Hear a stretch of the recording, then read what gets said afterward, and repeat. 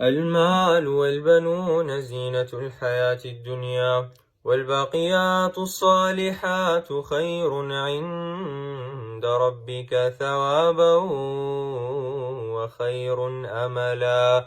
ويوم نسير الجبال وترى الأرض بارزة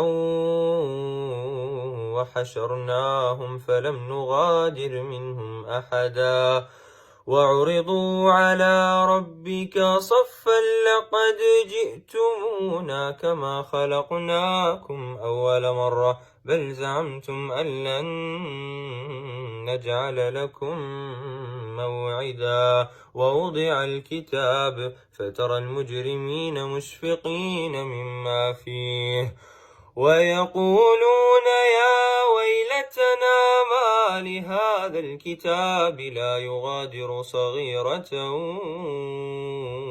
ولا كبيرة إلا أحصاها ووجدوا ما عملوا حاضرا ولا يظلم ربك أحدا.